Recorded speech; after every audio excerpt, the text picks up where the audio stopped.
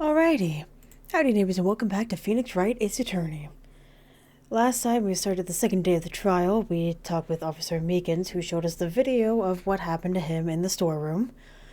And he didn't do anything. But he did get attacked. That was true. So, there's that. Well, let's continue. Well, I believe we're all thinking the same thing.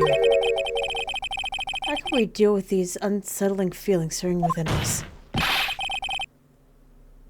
What the hell was that wiggling piece of plywood? Sure, that's the pride and joy of the entire criminal affairs department, sir. That's a blue badger, sir. Why am I not surprised this isn't going smoothly? Security video added to the court record.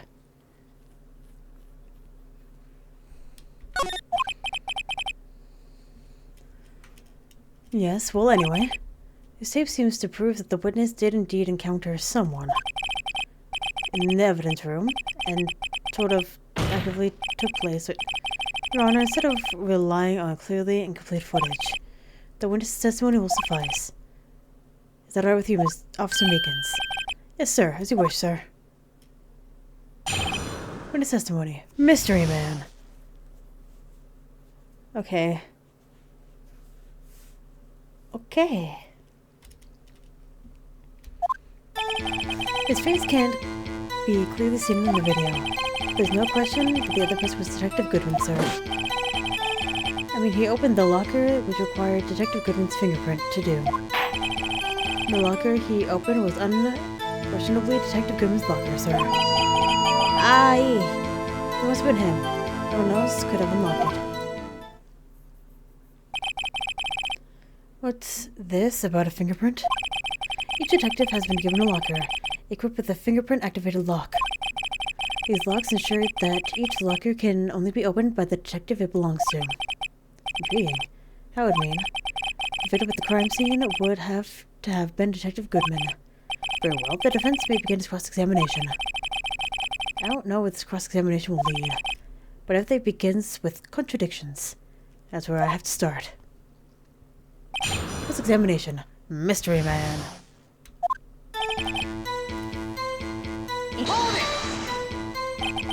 Show me. You're able to get a look at him. The face of the man who attacked with a knife. Sir. If you must label people as having seen or not seen a man's face, I believe I would be classified as the latter. Latter? But you were standing right in front of him, were you not? What of the point? You're the person who fought him, aren't you? Oh, yes, sir, but I didn't get a clear look at his face, sir. Not the kind of guy who looks directly at people when not talking to them, you see. Yeah, that's a good trait for a police officer. Still, I'm sure it was him. I put my badge on it. There's no question that the other person was Detective Goodman. But you don't know for sure, do you? You never actually saw Detective Goodman's face. Well, I suppose you might say that. That is, if you must label people as having seen or not seen it. If his face can't be identified in the video, only you can verify it. Well, why is everyone looking at me? Try to label your sister when you're... Begins. Eek. Having been shown a questionable video at best, we are not in the best of moods. Please be more certain when you testify. Yes, sir. Then the man who brandished the knife on you was Bruce Goodman. Tell us why you're positive it was him. He opened the locker that requires Detective Goodman's fingerprint to do. Not these lockers. Is there no other way to open them? No, sir. I myself tried all kinds of methods in the past. No respond to registered fingerprints, sir. What kind of methods he tried? The man opened the locker's lock, which only responds to registered fingerprints. Then he must be the person the locker was assigned to. What if you, like, get a cut and then your fingerprint's wrong and then it won't open for you?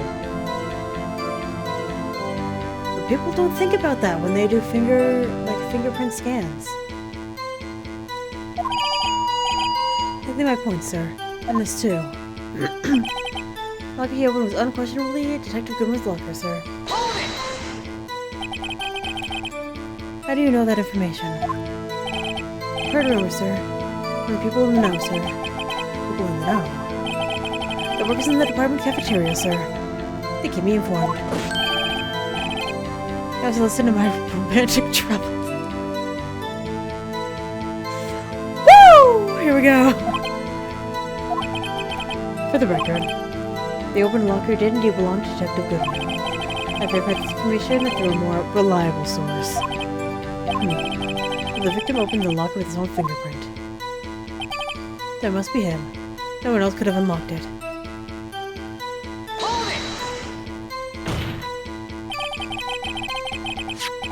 However, the most important detail is not shown in the video, the man's face. Sir? If I may say something, sir. Please do! After all, you're the one being examined. I don't understand why the man's face is so important in the case, sir. When it was his hand that opened the fingerprint lock. And it was his hand that tried to thrust his knife into my body, sir. My unsettled state can testify enough to this, sir. Yes, you have a point. The footage doesn't lie. That is. Unless the defense can find a problem with it. Mr. Wright, let's check the court record again. The problem with the security video. I'm gonna check first. Because I want to look like a doofus in front of Edward.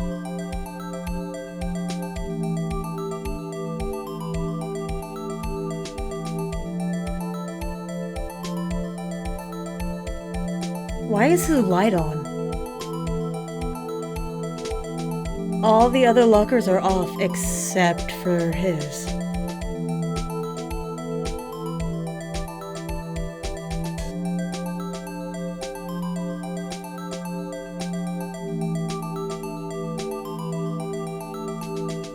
Face and make it, this is very funny.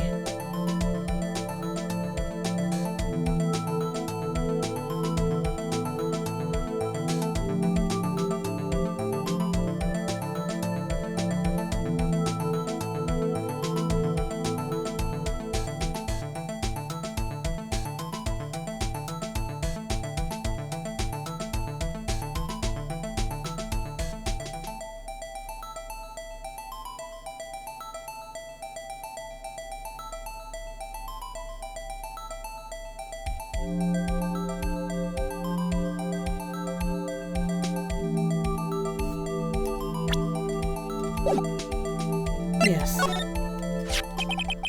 Regarding the video contained in this tape, there's one thing in particular that seems rather strange. Contradiction leads to the possibility that the man may not have been Detective Goodman. What? The video contains such contradictions. Interesting. Your Honor, I have a proposal. Mr. Edgeworth, I propose we have the defense point out to us this alleged contradiction in the video. You would want me to point it out. Very well, proposal accepted. Let us further inspect this piece of evidence. I will now play the security tape. Mr. Wright, please show us the contradiction you speak of. Or to point out a problem in the video. This is the first time I've ever had to do that. You can do it, Mr. Wright. It's set up so you can fast forward, rewind, or pause the video. Take a good look and be sure to point out the right thing. Please don't play it too many times. I can't stand watching this video. How did this guy become a police officer? Hi, Mr. Wright. Please enlighten us. There's a contradiction that indicates this man may not be Detective Goodman.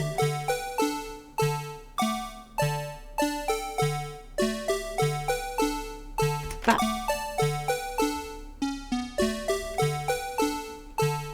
Take that! Slate. The thing that's strange about this video has got to be this. Officer Meekins. Sir. Do you mean me, sir? Who else? As I understand it, the locker apparatus works like this.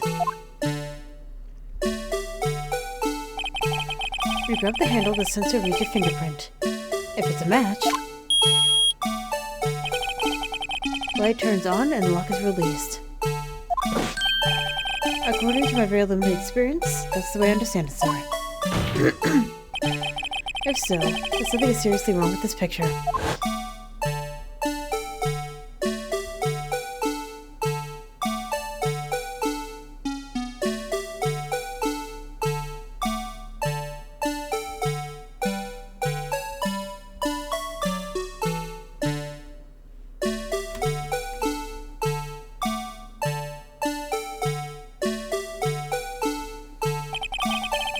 To reach it for the handle to open the locker.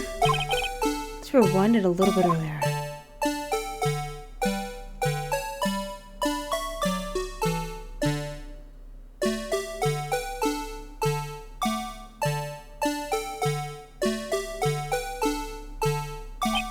Here, notice the light. What's this? It's already lit.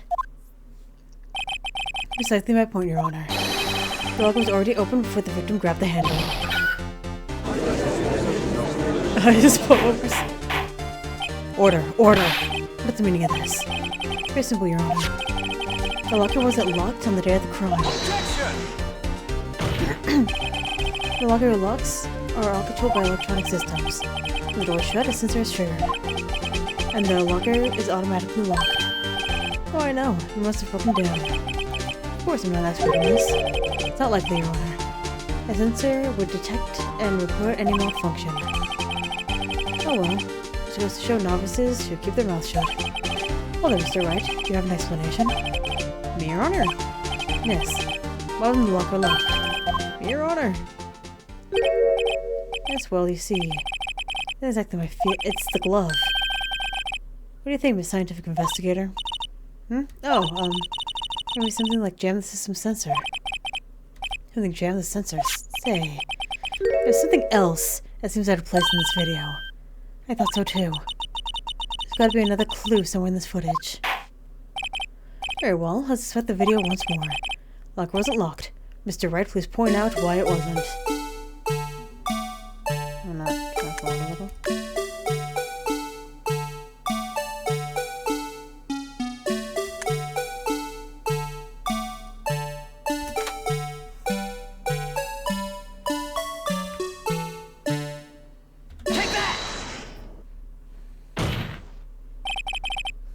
Let's watch this closely. To continue on with the part I showed you earlier.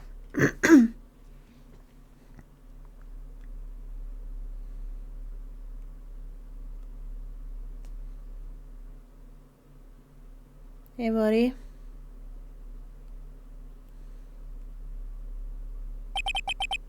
What's this? Something white fell out of the locker. Oh, sir. It's been my experience that things fall out of doors. Oh. It's my experience that things fall out when doors are open. Fallen out of... I didn't even read that. I'm not sure that item was completely inside the locker to begin with. What do you mean? This triggers a lock when the door is shut. What if something was inserted? Say, between the sensor and the door? Inserted.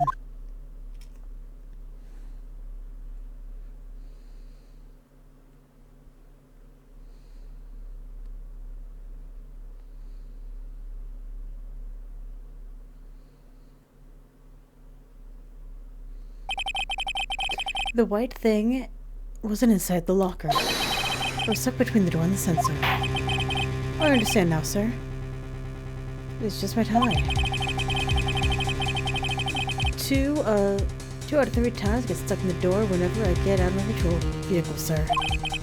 Instead of the door closing, my tie takes me. The object would have to be extremely thin to fit in the door.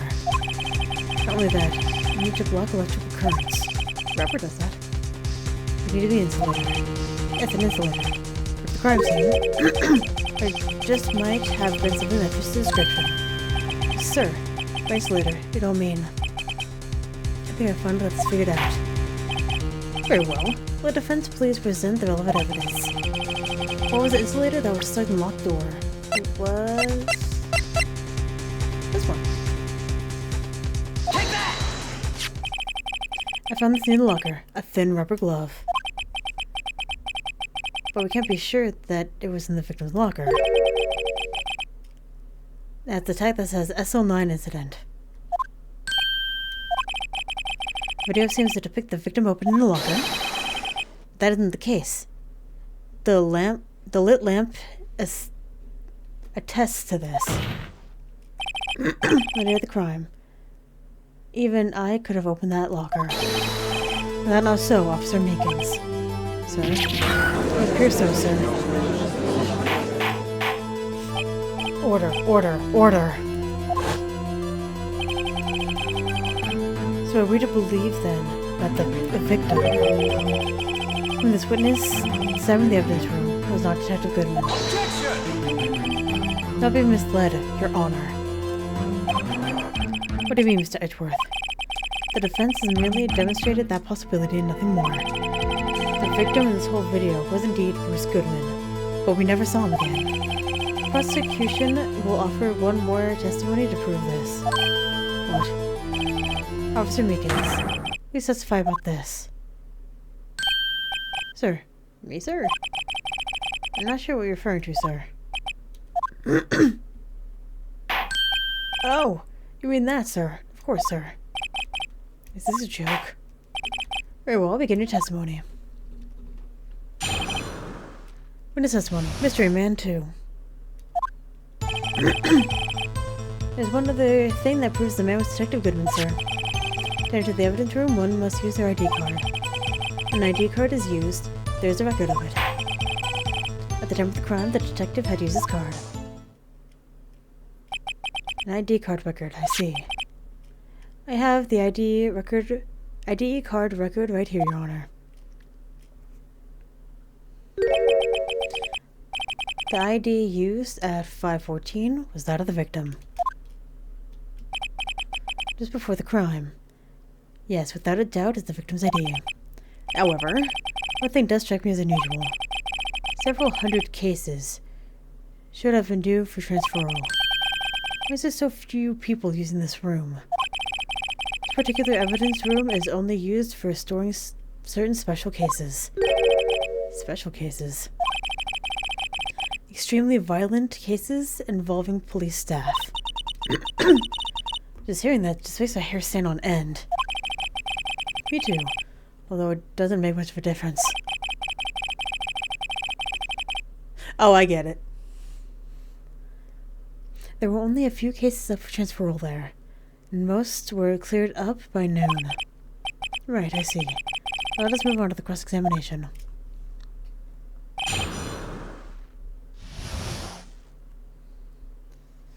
Examination, Mr. Man 2. One other thing. So, unlike your earlier testimony, you believe this is rock solid, do you? Yes, sir. Solid as stone, sir. My hand wasn't wrapped in bandages. I'd give a V for victory sign, sir. You just use your right hand for that. Let's hear him out fully. As we've seen, one never knows what he might say until the last second. To enter the evidence room, one must use their ID card.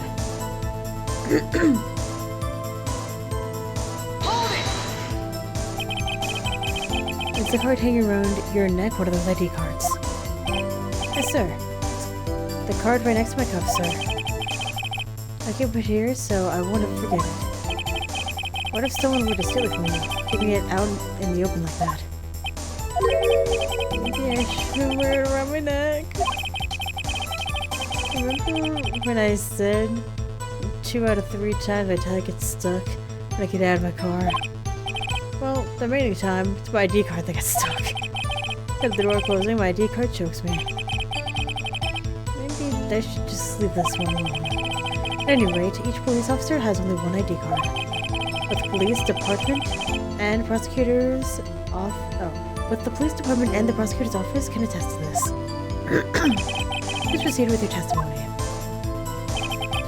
My ID card is used. There's record of it.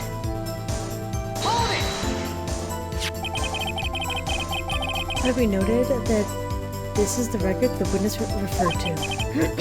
Let me see. I thought that would be it. Detective Goodman. What's the matter? According to this, Mr. Edgeworth, your name is on here. So it is, Your Honor. Not the prosecutor again. Hey, maybe he's behind all of it. Being a prosecutor, you could hide the evidence. Mommy, is the man in blue a murderer? She'll stare at him. You have the wrong kind of kid. Would seem. The inquiry committee will want to speak with you again today. I have nothing to be ashamed of regarding my actions, nor their consequences. For now, let's continue with the cross-examination. Poor Mr. Edgeworth. It would be so difficult for him. At the time of the crime, the detective had used his ID card. Earlier, I believe you testified that when you asked the man to show his ID card, he pulled a knife on you. Yes, sir. He didn't show me any ID card, sir. Don't you think that's odd? I mean, if he had his ID card, all he had to do was show it to you. There wouldn't be any reason for him to draw a knife. Maybe he's panicked? Everything stems from contradictions. Let's point them out. What do you think? I'm confused. What? The problem with this ID card testimony is far too obvious. It's not like Edgeworth to miss something like this. Thinking too hard about it. Come on, let's show him what we got. It's the last one.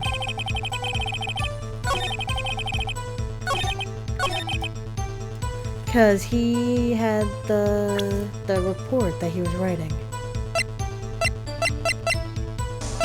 This one.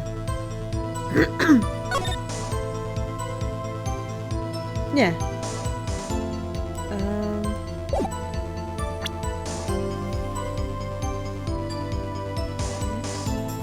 Objection! Wait a moment, Officer Meekins. I'm not good at waiting, sir.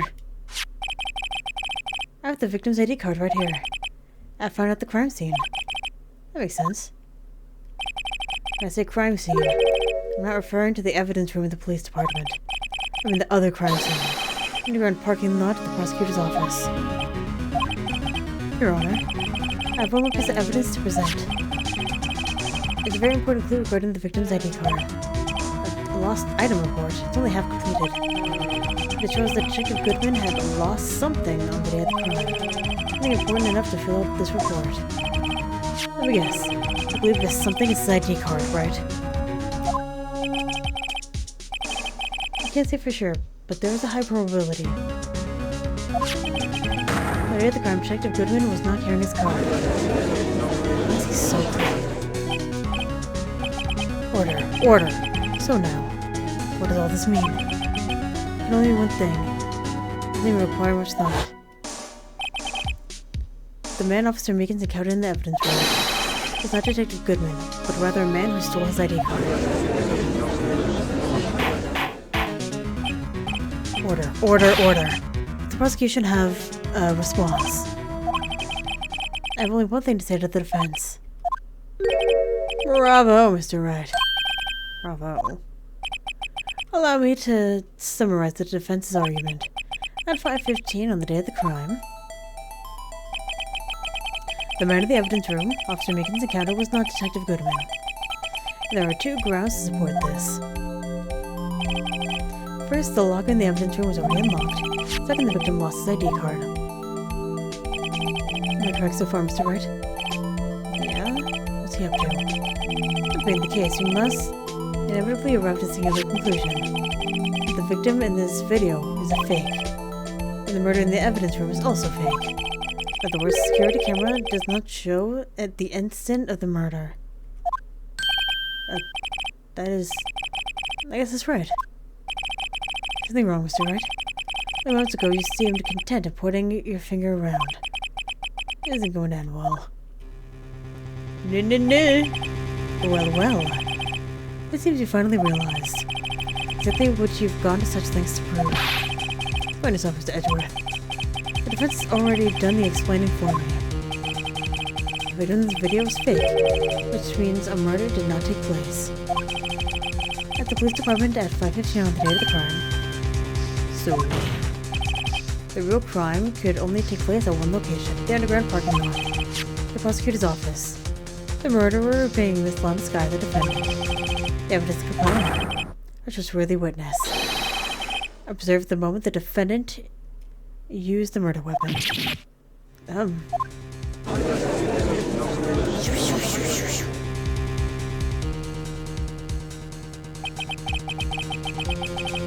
knew that testimony was way too shoddy. It was all checked from the beginning. The activity in the evidence room still leaves many questions unanswered.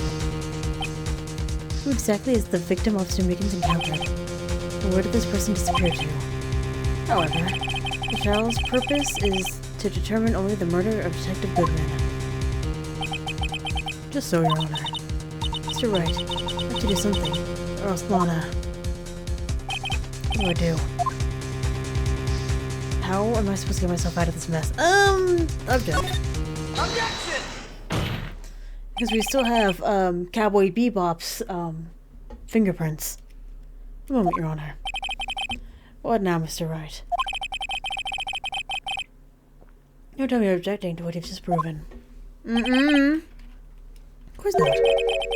But I almost walked right into the prosecution's trap. What are you talking about? This cross-examination has proven one thing and one thing only.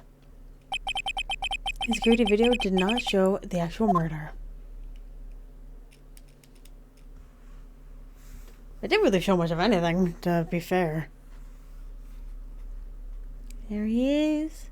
He's so seabees.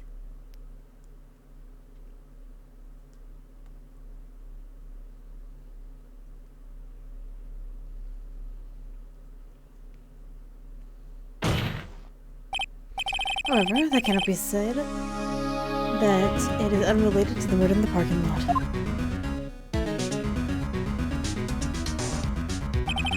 Specifically, large amounts of blood traces were found in the evidence room. The defense demands further examination into the truth of the matter. Mr. Edgeworth? Yes, Your Honor. If this court were to examine further, other witnesses will be necessary. The prosecution prepared. I'm sorry, Your Honor. The prosecution considered the incident at the police department to be unrelated. We are not prepared for another witness for this incident.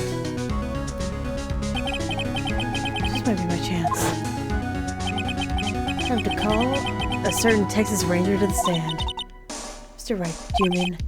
Your Honor, the defense would like to request a specific witness. What do you have in mind? Whom we have reason to believe knows the truth. Truth behind the activities that took place in the evidence room. Prosecution requests to hear this person's name before deciding whether or not to comply. Very well then, Mr. Wright. This person whom you would have testify. What is his or her name? Cowboy Bebop. Take that! Officer Jack Marshall. Why him? Can't let Edgeworth know everything just yet. He's in charge of the evidence room. After we should hear what he has to say. The prosecution agrees to the defense's request. Since he was responsible for guarding the room, we should hear his testimony. Fortunately, he works in the police department. We shouldn't need longer than 20 minutes to prepare. Very well. The court will take a 30-minute recess while the witness is What? Saponied? Pony? Nate? They're gonna show up. Will the prosecution please prepare the witness during this time? We will, Your Honor. Court is now in recess. Hey, girl! February 24th, 11:32 a.m. District Court, Defendant Lobby Number 2. There's no stopping you, is there, Mr. Wright? What do you mean? Go for Jack Marshall. Seems you figured everything out. I haven't figured anything out. Hey, Lana. You're the one who knows everything. Hey, you always know everything. Why don't you just tell us? Mr. Wright is trying his hardest to protect you. I don't recall ever asking for his protection. Why would you be so cold? Do you trust us? Don't you trust me? I'm not interrupting anything, pals. No, you're not. Oh, Yes, I am. I'll come back later. Oh no, don't be sad. Wait, Detective Gumshoe, what is it? Oh, don't be sad. Law and nerve, pal. Hey, detective, run all around while I'm doing. On top of that, you call me here. I've seen happy people at funerals. Sorry, detective. You better be, pal. Hey. Hey, hey! Hey! Hey! I see you there, Chief Prosecutor Sky. Okay.